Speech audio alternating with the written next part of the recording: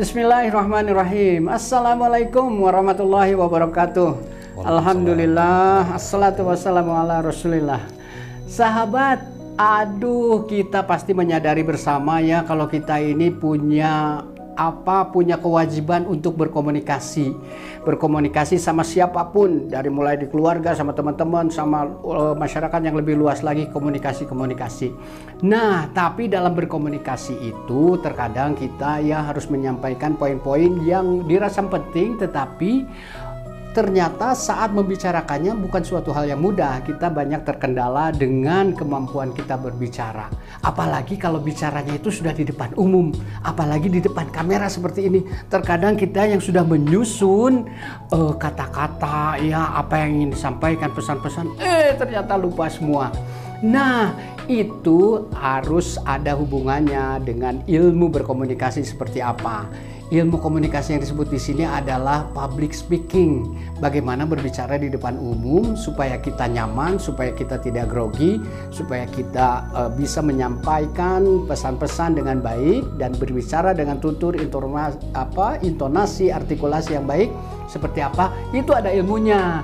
Dan untuk itu saya sudah sama orang yang paham tentang ilmu komunikasi atau ilmu public speaking. Saya sudah bersama Kang Taufik Lubis. Saya biasanya manggilnya Kang Afik aja ya. Sip, Kang Afik aja. Kang Afik aja ya. Kang Afik nih, kita sekarang sedang membicarakan public speaking nih. Sip, Kang Afik kan memang sudah certified trainer beliau ini ya. Sudah bersertifikat untuk urusan public speaking. Kang, perkenalkan dulu Kang Afik ini siapa? Sip.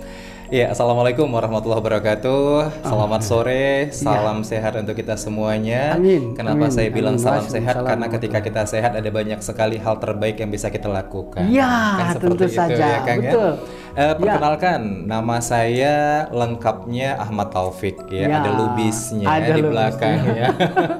Tapi biasa familiar dipanggil Afik. Dan berbicara tentang pengalaman terkait dengan public speaking. Saya beberapa tahun ke belakang pernah menjadi salah seorang radio broadcaster di salah satu radio station di kota kelahiran saya. Penyiar ya, di Medan, Medan, betul.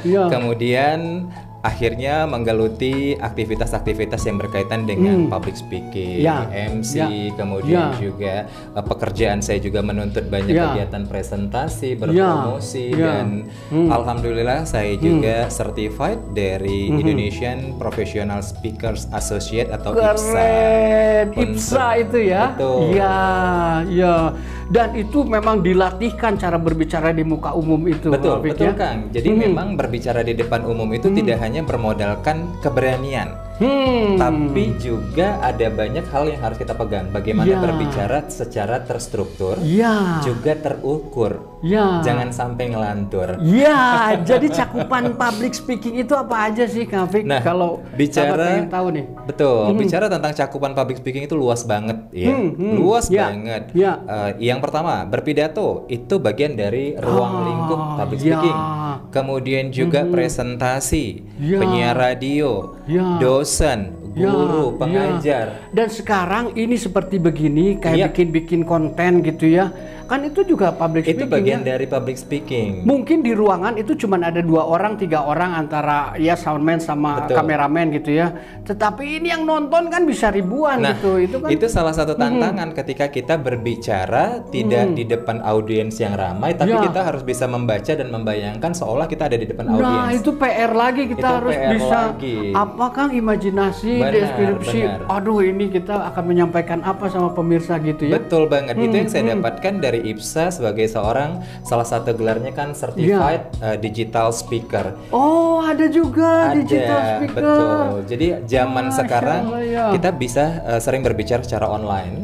Bagaimana pada saat kita berbicara secara online, kita seolah berbicara dengan audiens secara langsung dan audiens seolah merasa menatap kita secara langsung. Ya, dan itu apa aja yang diajarkan dalam pelatihan public speaking itu? Iya, kan? Banyak sebenarnya komponen yang didapatkan dalam pelajaran public speaking. Mulai dari kita harus bisa menggunakan artikulasi, aksentuasi dengan baik karena antara artikulasi dengan aksentuasi itu berbeda dan bisa memberikan impact yang berbeda. Kemudian juga melatih vokal, bagaimana caranya agar vokal itu berkarakter tidak seperti siapa kan kadang-kadang ada banyak orang bagus sebenarnya tapi karena tidak punya karakter akhirnya berbicara seolah-olah mirip-mirip siapa. Nah itu yang juga harus dilatih. Kita punya karakter sendiri yang cukup kuat, kemudian menghindarkan berbagai macam hal yang mengganggu seperti filler words. Filler words itu kan semacam filler words itu namanya. Betul. Hal-hal yang akan memecah perhatian. Belum lagi kalau kita bicara secara online banyak hal-hal yang kadang-kadang harus diperhatikan. Contoh misalnya berbicara di depan media Zoom saya sebut mereknya. Pada saat tangan kita bergerak ke kanan, kemudian kita pakai virtual background, tangan kita hilang setengah. Nah ini menjadikan orang akan pecah fokusnya melihat pada tangan yang hilang bukan pada apa yang disampaikan. Itu satu hal kecil dan masih banyak lagi poinnya Kang. Ya, Masya Allah, ternyata gitu sahabat ya. Tidak semudah yang dikira gitu. Kita menikmati tayangan aja di YouTube, di TV atau apapun, ternyata ada trik-trik yang memang harus dikuasai gitu ya. Nah, Kang Afiq, bagaimana cara melatih supaya yang tadi itu sebentar, diperhatikan nggak barusan Kang Afiq memang nggak ada filler words ya saat berbicara krik, nggak ada gitu ya, luar biasa.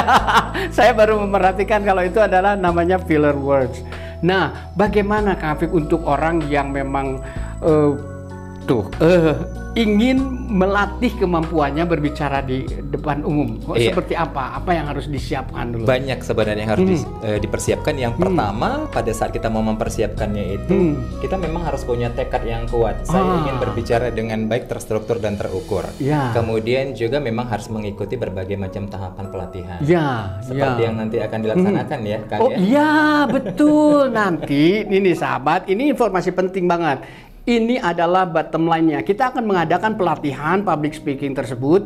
Bagaimana tadi yang seperti disampaikan Kang Afiq untuk bisa berbicara di depan umum secara terstruktur ya, dengan intonasi artikulasi yang baik. Kita akan mengadakan pelatihan nih public speaking yang akan diselenggarakan tanggal 26, itu Senin 26 Desember jam 13.00 di Satsi Resto Kopi Jalan Mas Kumambang nomor 25. Ayo buruan daftar sekarang, kuasai bagaimana cara berbicara di depan umum dengan baik. Nah, Kang Afiq, untuk dorongan untuk peserta apa nih kira-kira motivasi yang bisa diberikan sama calon-calon peserta kita? Jadi pada saat nanti mengikuti kelas public training ya, public speaking di Satsi Cafe, kita akan memberikan tidak hanya sekedar materi pada saat itu, tapi juga kita akan memberikan copy PDF-nya dan juga akan free lunch pastikan. Kemudian juga akan ada bimbingan berkelanjutan. Itu 1 minggu, 2 minggu, 3 minggu, lebih dari itu. Jadi kita akan maintain tidak hanya sekedar mengikuti kelas hari itu selesai, tapi juga kita akan maintain sampai benar-benar peserta tersebut bisa mengaplikasikan public speaking itu dengan lebih baik dan menularkannya kepada orang. Ya, pasti nanti saat pelatihan itu kan ada yang didapat, ilmu yang didapat. Mungkin di belakang kita atau dia dalam kehidupan sehariannya mereka akan mempraktekkan gitu. Nanti menemukan kendala-kendala dan itu ada maintenance-nya dari kita ya. Jadi nggak kita lepas begitu aja. Ya nanti terkendala seperti apa bisa kita bikin grup pasti WhatsApp nanti atau begitu selesai alumni itu akan ada grupnya dan di sana free discuss. Dan jika diperlukan mungkin kita akan lakukan damping. Betul. Dan Kang Afiq, siapa kira-kira orang-orang yang potensial peserta nih ya untuk ini? Kira-kira teman-teman juga dipikirnya saya mah pegawai negeri nggak perlu lah mau bicara di depan umum. Kira-kira siapa orang-orang yang kompeten gitu untuk mendapatkan pelatihan di public speaking ini? Sebenarnya siapapun punya kemungkinan untuk suatu saat harus berbicara di depan umum. Jangan sampai waktu itu tiba dan kita mencari beribu alasan untuk menghindarinya. Jadi semua profesi, semua usia, semua gender itu perlu berlatih public speaking. Bahkan dalam kehidupan keluarga, saya punya pengalaman, Kak Hafid, harus berbicara ya di depan tamu yang ponakan saya sedang dilamar sama orangnya gitu. Nah, sementara ayah ibunya itu mempercayakan sama saya gitu. Kang Dani aja lah kata yang menyambut tamu. Masya Allah, ini kan anak kamu, ayo silakan berbicara gitu. Tetapi dia malah bingung. Nah, itu termasuk kemampuan public speaking gitu ya. Kemampuan public speaking, dan itu pas banget. Hari Minggu yang lalu saya baru melaksanakan tugas itu, mewakili orang tua dari keponakan saya untuk mengantarkan lamaran, dan itu adalah proses yang tidak bisa dihindari. Setiap orang tua akan sampai pada waktunya. Nah, itu luar biasa ya. Ternyata sahabat, jadi kemampuan kita berbicara di depan umum itu tidak hanya harus dimiliki oleh profesional atau orang-orang yang berprofesi gitu ya, di bidang-bidang formal, misalnya pegawai atau di perusahaan atau pegawai negeri dan sebagainya, mahasiswa atau dan lainnya gitu. Masyarakat umum juga, apalagi sekarang itu seneng konten-kontenan. Nah, dalam rangka menyampaikan konten yang baik, yang menginspirasi orang, tentu saja kita harus dibekali dengan berbicara di depan umum yang baik. Dan ternyata di keluarga sendiri juga kita akan sampai pada giliran untuk bisa berbicara di depan umum dengan baik. Nah sahabat, jadi jangan lupa ya, segera ikuti dan segera daftar untuk pelatihan public speaking yang akan diselenggarakan oleh The Posting di Satsi Resto Kopi hari Senin tanggal 26 Desember jam 13.00 di Satsi Resto Kopi, Jalan Mas Kumambang nomor 25. Sampai ketemu di pelatihan public speaking The Posting. Wassalamualaikum warahmatullahi wabarakatuh.